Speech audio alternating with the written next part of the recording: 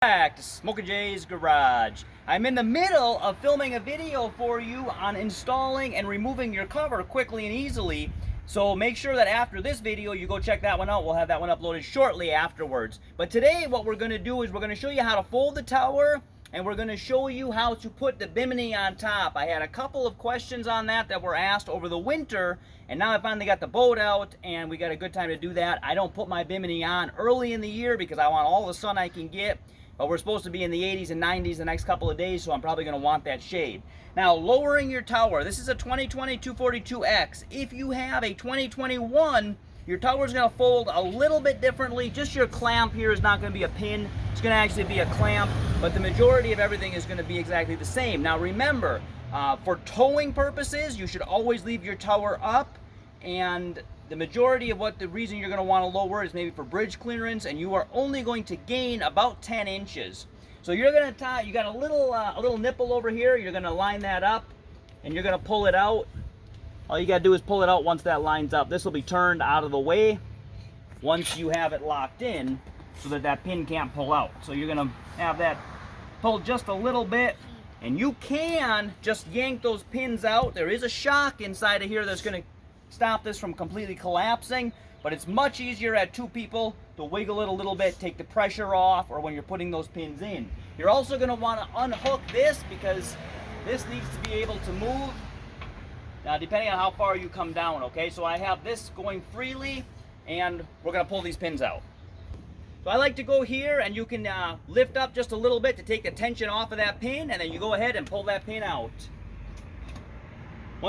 Once you pull that pin out, this tower is not going to fall, but you can see there's not a whole lot holding it up. There is a shock inside of there. As you fold this down, depending on how far you come down, you are going to need to tip this back so that you do not hit your windshield. If you're trying to get bridge clearance, you're probably going to have to physically hold this down because that shock is going to let it rise back up on its own. It's going to leave it at about the halfway point. With the shock holding it, you can leave this screwed in and you're not going to hit your windshield, but if you do need to pull it a little bit farther, you would hit your windshield. If you take a look over here, what you have here, you got a shock here that's going to hold this to help you lift it back up and to keep it from collapsing. If you are going to trailer with your tower down, I don't recommend that. Your boat probably came new with a weird piece of metal that you didn't know what it was for and a couple of bolts. That actually hooks on here, and that's going to hold your tower down. Gotta lift this up. It's going to actually hold your tower down like this, and that's going to bolt on. That is the only way that you would want to tow with your tower down, although I wouldn't recommend it even with that. You should always have your tower up. Now the other thing, we're going to put it back on. And again, this is much easier at two people because you can have a person here hold it, and then you put your pin in. Go ahead and put the pin in. And if you need to, you can wiggle it just a little bit. Let's do the other side. Once you put that pin in, you are going to want to give that a partial turn so that you aren't lined up anymore.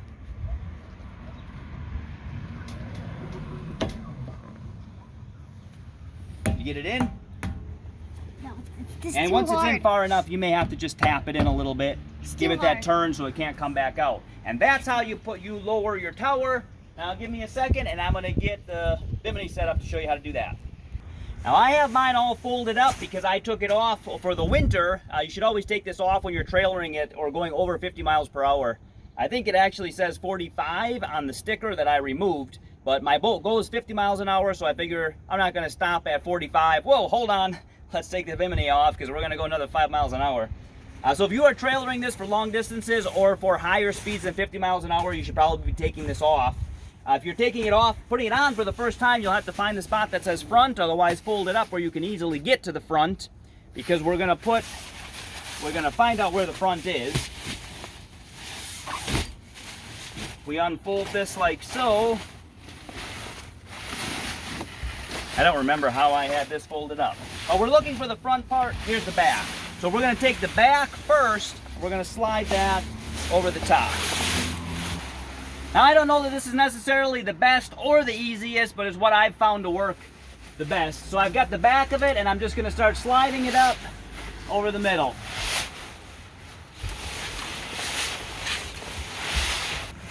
Now I'm pulling this until I get almost to the back. Then I'm going to go to the front. And I've got this about lined up. So there's actually a piece of Velcro on here.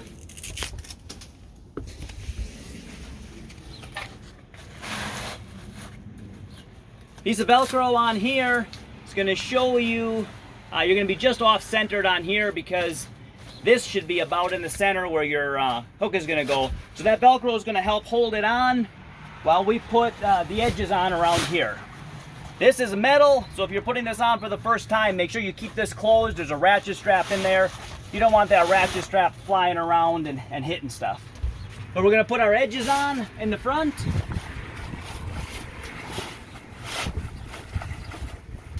Ideally, you're going to do this on a calm day. If it is a little bit windy, you can unvelcro this and you can stick it around here. That's going to help hold it on. You can also do that to the other side, but I like to put those on last because that's when you actually need to put it on tight.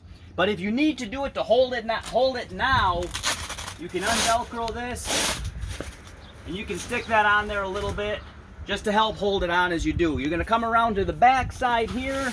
If this is your first time putting this cover on, it's going to be very tight, especially when you get to your last one.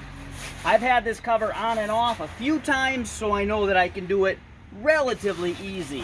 If you're putting this on over the water, well, hold on, because we got to unloosen. Make sure that your ratchet straps are loose. If these are tight, you're not going to be able to get enough leeway to pull this. And this is going to go on very tight. If you are doing this on the water, you may want to consider having some type of life preserver on in the event that you fall off. Even if you are a strong swimmer, you fall down and hit your head, having a life jacket on is going to make it a lot easier for someone to rescue you. Now once you get that pulled around, you're just going to kind of work it. And we still have this side here. Needs to get on a little bit more.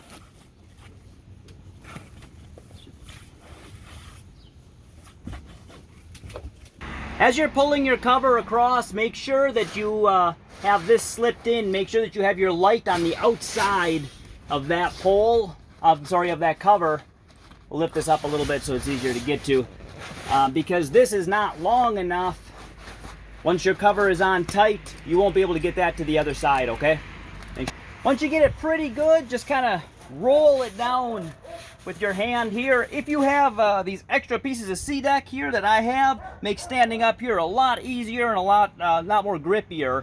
If you're having trouble, or if this is your very first or second time and everything is still really tight, you may find it easier to unzip this shade. That'll give you a little bit more room to pull from, and then you'll have the zipper to zip it up from. So now we'll come over here. So we've actually disconnected our ratchet strap here. We're going to do this on both sides, and we're going to pull it underneath this bar right here. That's going to pull us down here. Make sure that we have this straight, and then we are going to go ahead and slip this back into place. We're going to want to tighten these up evenly. You'll give it a couple of ratchets here. We'll do that evenly on both sides so we don't get a super long tail on one side or the other. We did the exact same thing over here. We got it looped underneath here. You can see our ratchet is much farther this way. So we're going to go ahead and slowly snug that up.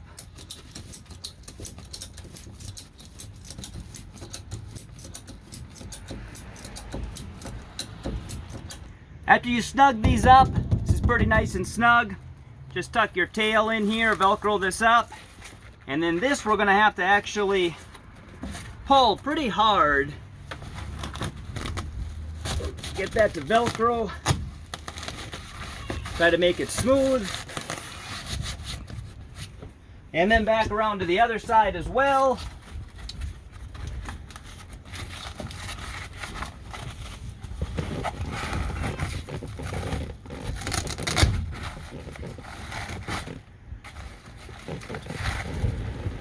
You may have to tighten up or loosen one side or the other a little bit to get these to Velcro nice.